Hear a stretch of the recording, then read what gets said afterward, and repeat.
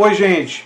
Hoje eu quero ler para vocês e fazer uma leitura comentada e uma análise do tal do textão, ou texto apavorante, como foi colocado pelo Bolsonaro, que ganhou a mídia e tem sido bastante comentado.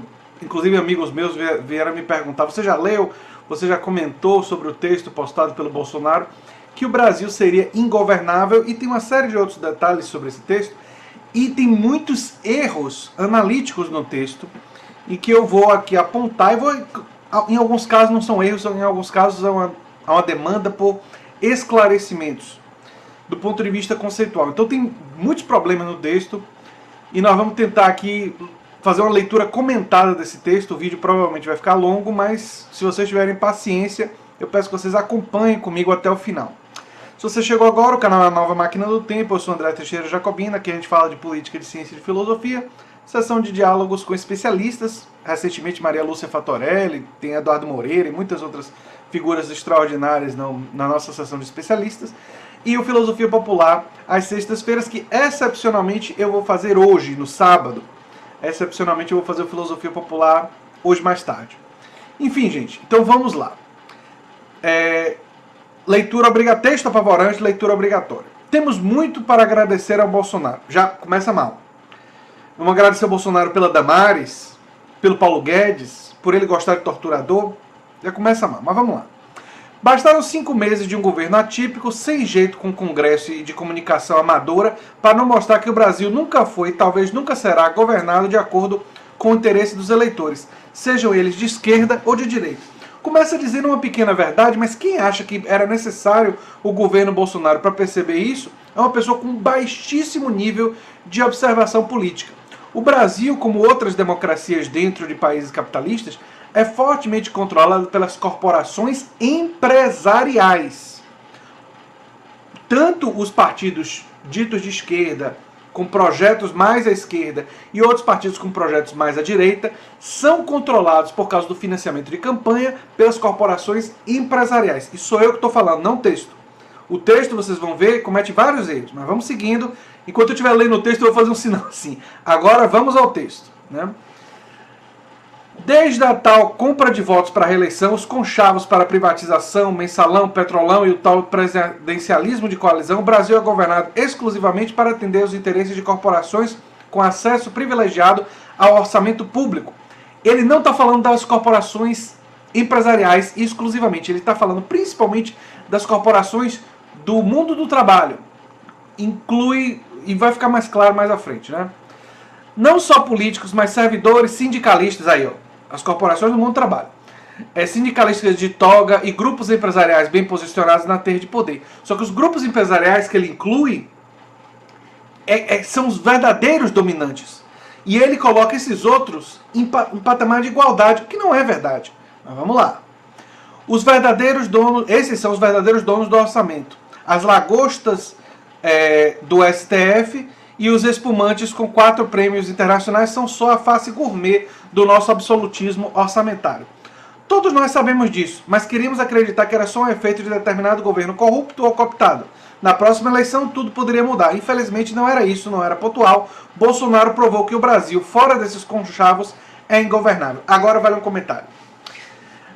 O Brasil não é uma exceção. Existe uma pesquisa feita na Universidade de Princeton sobre os Estados Unidos que mostra que os Estados Unidos é governado predominantemente por corporações empresariais. Essa é uma característica das democracias existentes dentro de países fortemente capitalistas.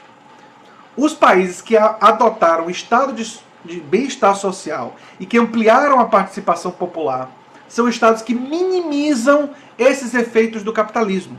Mas essa não é uma característica do Brasil ou apenas dos Estados Unidos. É uma característica de uma democracia convivendo com o capitalismo, porque o capitalismo leva a monopólios e quem tem monopólios quer introduzir sua influência nos governos. Então, enfim, mas vamos lá. Então não precisava de Bolsonaro para descobrir isso. E dizer que é ingovernável, você está excluindo da questão da governabilidade as habilidades do governo, não só em fazer conchavos, mas em ter projeto, em ter apoio popular e uma série de outras questões.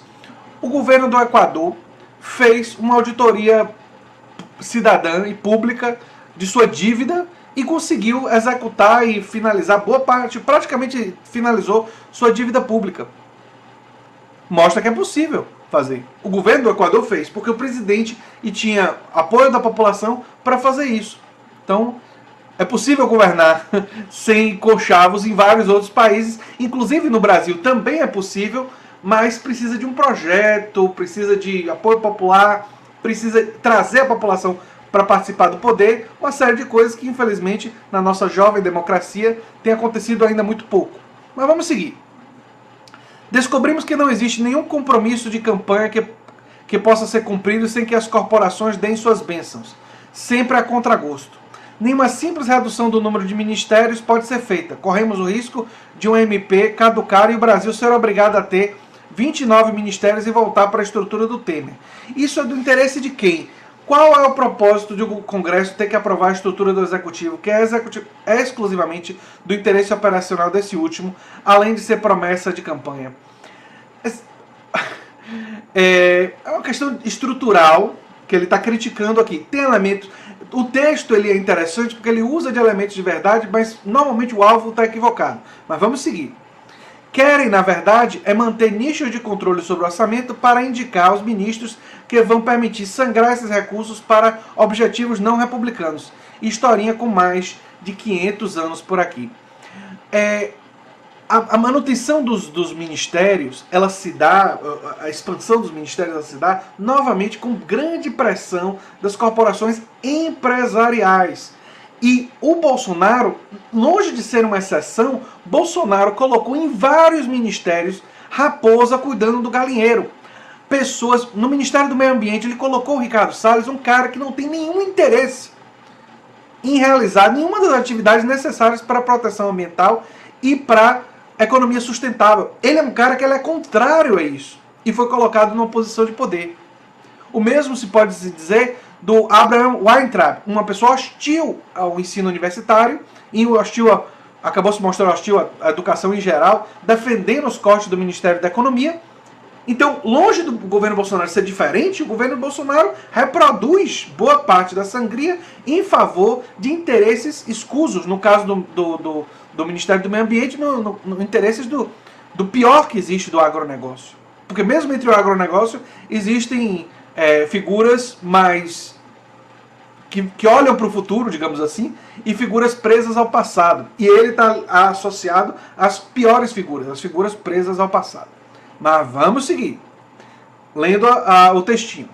Que poder de fato tem o presidente do Brasil? Até o momento, como todas as suas ações foram ou serão questionadas no Congresso e na Justiça, apostaria que o presidente não serve para nada, exceto para governar, para organizar o governo no interesse das corporações. Fora isso, não governa. O presidente muitas vezes dá o exemplo e tem muita responsabilidade sobre a escolha dos ministérios. E as escolhas do Bolsonaro são predominantemente de pessoas medíocres ou com interesses contrários aos ministérios que eles assumiram.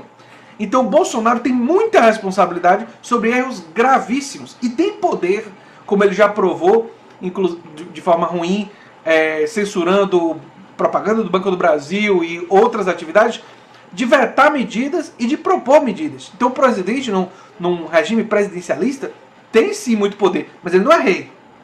Ele não é rei, ele tem que governar com o Congresso e com o Senado. Mas vamos lá. Se não negocia com o Congresso, é amador e não sabe fazer política. Se negocia, sucumbiu à velha política. O que resta, se 100% dos caminhos estão errados na visão dos analfabelistas políticos? Bem, é possível negociar com o Congresso, é possível dialogar, seja a palavra mais adequada, tendo projetos, tendo, por exemplo, uma ideia de negociação. Vamos pegar a suposta reforma da Previdência, que na verdade não é a reforma da Previdência, é essa reforma do Guedes. Mauro Benevides Filho foi convidado para trazer suas ideias. Foi lá, levou ideias, foi solenemente ignorado. A proposta que chegou é completamente diferente da do Mauro Benevides Filho. Então vocês querem que o PDT apoie isso? É lógico que o PDT vai ser contra. Porque o PDT tinha chegado à conclusão que uma reforma do estilo do Mauro Benevides Filho seria uma boa proposta. Se ela é solenemente ignorada, por que o PDT iria apoiar? E por que outros partidos de centro-esquerda ou de esquerda que acreditam na ideia de haver uma possibilidade de uma reforma da Previdência para melhorá-la, que são alguns deles, não... Quer dizer, você aí rompeu qualquer tipo de negociação, porque você abriu mão da proposta que era mais amadurecida dentro do campo da esquerda, que era a alternativa que tinha sido apresentada, já que outros partidos de esquerda disseram simplesmente não à proposta. Quer dizer, quando o governo faz isso, o governo mostra a inabilidade. Né? Vamos seguir. A continuar tudo como está, as corporações vão comandar o governo Bolsonaro na marra e aprovar o mínimo para que o Brasil não quebre, apenas para continuar mantendo seus privilégios. O moribundo Brasil será mantido vivo por aparelhos para que os privilegiados continuem mamando. É fato inegável. Está assim há 519 anos, morto, mas procriando. Foi assim e provavelmente continuará assim. Antes de Bolsonaro, vivíamos em um cativeiro, sequestrado pelas corporações, mas tínhamos a falsa impressão de que nossos representantes eleitos tinham o efetivo poder de apresentar suas agendas. Não, eu não tinha essa falsa impressão, não, autor do texto. Eu sempre soube que num país capitalista, a influência das corporações empresariais, que são as dominantes, e que ele quer fazer como se outras corporações, que ele chama de corporações, que na verdade são movimentos sociais, sindicatos, organizações da sociedade civil, teriam um poder equivalente, que não tem no capitalismo, e quem diz que tem normalmente é uma pessoa mentirosa, ou fundamentalmente desonestos, ou pessoas ignorantes, não conhecem o funcionamento da política, né? Mas vamos lá. E que a gente achava que tinha o poder de apresentar suas agendas. Gente, cientistas políticos e historiadores vêm demonstrando que as democracias que em países capitalistas são profundamente controladas por corporações empresariais há muito tempo. Então, eu não estou aqui descobrindo a pólvora, não. Eu sei disso porque eu fiz história, porque eu fiz mestrado em história, porque eu pesquisei política e porque gente que já tinha estudado antes de mim já tinha descoberto isso. Então, enfim. Mas vamos lá. Era falso. FHC foi eleito prometendo segurar o dólar e soltou 2 meses depois. Lula foi eleito criticando a política de FHC e nomeou um presidente do Banco Boston, fez reforma da Previdência e aumentou os juros. Dilma foi eleita criticando o neoliberalismo e indicou Joaquim Levy. Repare, ele comprova tudo que eu falei aqui. Quando ele diz que FHC foi eleito para prometer segurar o dólar e soltou 2 meses depois, na questão do dólar a gente tem que separar das outras questões, porque não é possível, de fato, um presidente segurar o valor do dólar por muito tempo, porque os mecanismos que ele pode utilizar para isso criam outros tipos de problema. Então, se você fizer muitas compras de dólar para tentar aumentar e tentar reduzir ele da circulação, e você aumentar o valor da moeda, os diversos mecanismos que existem para você ampliar o valor da sua própria moeda, isso daí tem danos à economia. Então ele teve que soltar, não porque ele queria, mas porque não tinha jeito. E Lula foi eleito criticando a política de FHC e nomeou um presidente do Banco Boston, fez reforma da Previdência. Lula, assim como Dilma, criticaram o neoliberalismo e implantaram uma política, digamos assim, de centro, oscilando para políticas de centro-esquerda e centro-direita, porque foi o acordão, a conciliação que foi possível eles fazerem naquele momento, porque, se vocês lembrarem, quando Lula foi candidato com um projeto verdadeiramente social-democrata nos anos 90, especialmente no início dos anos 90, né, quando ele foi em 94 candidato com um projeto, e em 89 e 94 candidato com um projeto verdadeiramente social-democrata, as elites se uniram totalmente para evitar que ele ganhasse. Então foi necessário, na avaliação de um grupo chamado Articulação do PT, fazer concessões para ganhar a eleição. E é lógico que eles tinham que fazer um governo de coalizão. Mas mostra o poder das corporações empresariais. Ele confirmou tudo que eu falei. Dilma foi eleita criticando e indicou o Joaquim Levy. Indicou o Joaquim Levy, um liberal. É a manutenção de uma perspectiva predominantemente liberal, mesmo nos governos de centro-esquerda.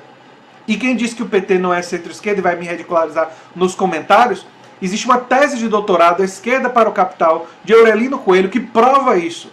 Então quem diz isso não leu a tese e, enfim, tem ignorância política profunda. Eu não vou ficar aqui debatendo com pessoas que não têm interesse em ler Essa tese que está disponível aí no Google, se você botar esquerda para o capital, Aurelino Coelho, a tese está lá. E existem vários outros trabalhos que demonstram isso em sobremedida. Políticas focalizadas como Bolsa Família sempre foram políticas do Banco Mundial, políticas do FMI. Tanto é que eles vieram aqui estudar, porque são políticas que eles defendem, a focalização.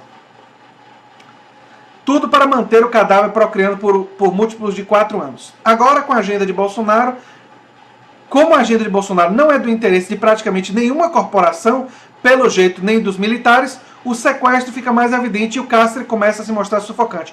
Olha que mentira monstruosa! Esse cara é um mentiroso!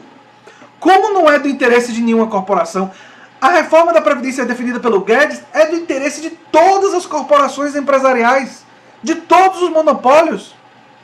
De que absurdo o que esse cara está dizendo aqui. É uma coisa completamente insana. Mas vamos seguir.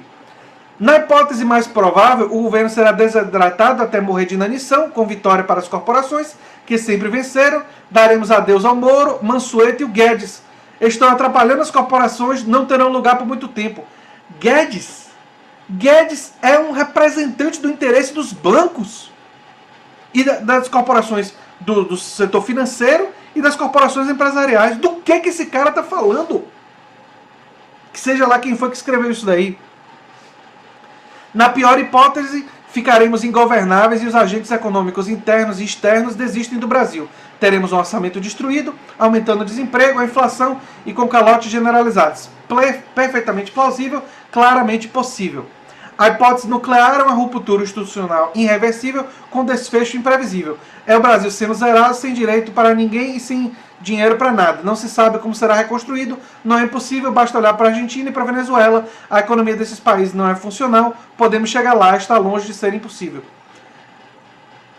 Isso daí demonstra a inabilidade do governo Bolsonaro. E também vale a crítica ao nosso Congresso, mas fundamentalmente ao governo Bolsonaro, que mostra a ausência de um projeto claro e projetos que contrariam muitos interesses suficientes, não das grandes corporações, mas muitas vezes interesses da população brasileira, ou seja, medidas impopulares que não demonstram habilidade de negociação. Eu lembrei do caso da proposta do Mauro Benevides Filho com a reforma da Previdência. E outras a gente poderia trazer aqui.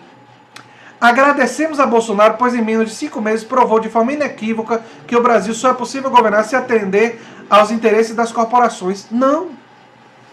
Já era sabido que as corporações empresariais tinham muito poder e Bolsonaro comprovou isso porque ele está associado a elas. As corporações empresariais. E dizer que ele não está é ignorância política, para não dizer burrice. Quaisquer eleitores. Tenho certeza que esquerdistas não votaram em Dilma para Joaquim Levy ser indicado ministro. Foi o que aconteceu, pois precisavam manter o cadáver Brasil procriando. Sem controle do orçamento, as corporações morrem.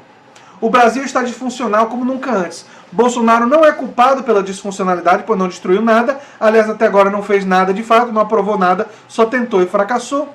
Ele é um óculos com grau certo para vermos o que o rei sempre esteve nu e é horroroso. Infelizmente o diagnóstico racional é claro. Céu, venda. Quem precisava de Bolsonaro para perceber isso é uma pessoa que não estuda política. Percebeu a influência das corporações empresariais. E quem acha que o governo Bolsonaro está contra o interesse das corporações empresariais é uma pessoa que não entende nada de política mundial. Nada, zero. Tem que ser uma pessoa que não entende que a agenda bolsonarista era vista com olhos extremamente gentis pelas grandes corporações internacionais, pela direita internacional ligadas a essas corporações. O Donald Trump e o Partido Republicano apoiavam o Bolsonaro por causa da ligação deles com as grandes corporações empresariais. Nossa, como tem ignorância desses textos. Como tem desconhecimento, como tem falsidade, como busca iludir. É uma coisa assim...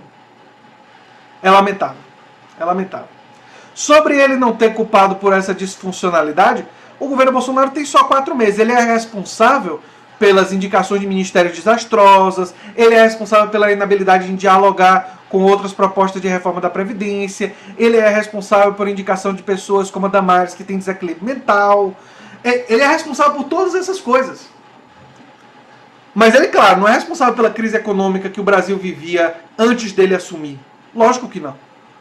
Mas você pode falar de uma corresponsabilidade no sentido de que muitos dos elementos que geraram essa crise foram apoiados pelo governo Bolsonaro. A desestabilidade do governo Dilma, do ponto de vista político, que ajudou a aumentar a crise econômica, foi apoiada pelo governo Bolsonaro. O Bolsonaro votou a favor de Dilma, de um impeachment com base em pedaladas fiscais. Sim, pedaladas fiscais. Coisa que nunca fez prefeito nem governador nenhum na história do Brasil perdeu o mandato. Mas fez uma primeira mulher presidente eleita, perdeu o mandato. E contribuiu gravemente para a nossa crise econômica.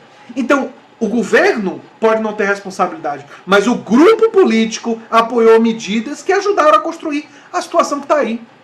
E também isso não pode ser negado. E não pode ser jogado para debaixo do tapete. Então o pessoal pediu para eu ler esse texto. Eu li o texto. E minha opinião é que ele é um texto que constrói muitas ideias falsas. Muitas ideias falsas. Busca construir na mente das pessoas. Se tem um pouco de verdade, e tem, do fato de que nossa classe política é dominada por corporações empresariais e influenciada pelos seus interesses predominantemente, isso é verdade. Só que o governo Bolsonaro representa diversas corporações empresariais. O problema é que as corporações empresariais que o governo Bolsonaro representa não estão concordando com o que os políticos do Congresso representam. Existe um conflito entre diferentes elites. Por exemplo, vou dar só um exemplo para ficar isso claro.